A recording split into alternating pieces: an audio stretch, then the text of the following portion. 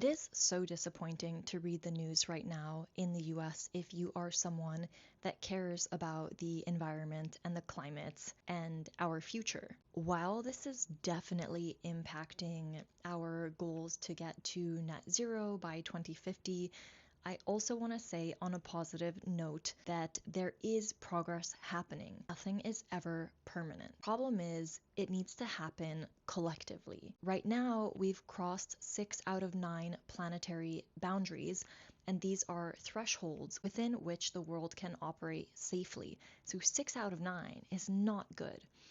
But as someone that also invests in and advises deep tech and climate tech founders, I am really excited about all the startups that are popping up to solve these challenges. The main thing I want to emphasize here, and which I've been emphasizing in my videos lately, is that policy matters. Public policy matters. That is why it's so disheartening to see the DOE and the Trump administration canceling a lot of these projects, because without things like grants, it can become quite a large challenge and maybe even an impossible task to tackle when you are dealing with companies that are in climate that require physical infrastructure.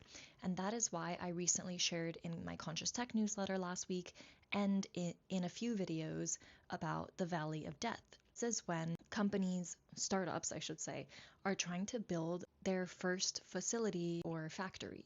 You need quite a lot of capital upfront to go from the conception, right, the idea, to actually having a functioning commercial facility. You might hear people talking about trying to win this battle that we have with China, but I just want to make it abundantly clear that China has already won when it comes to renewable energy. I don't know if everyone who is not in this space understands that. I was talking to someone the other day and I said, yeah, well, China is responsible for over 60% of the world's renewable energy.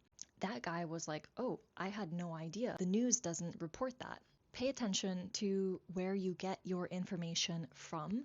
And I would also highly recommend that you read sources that are not just US based, but also international, so that you can have that international perspective. Or you can just subscribe to Conscious Tech, because I'm actually daily going through international news for you to try to bring you the most up-to-date intel on what is going on in deep tech and climate tech.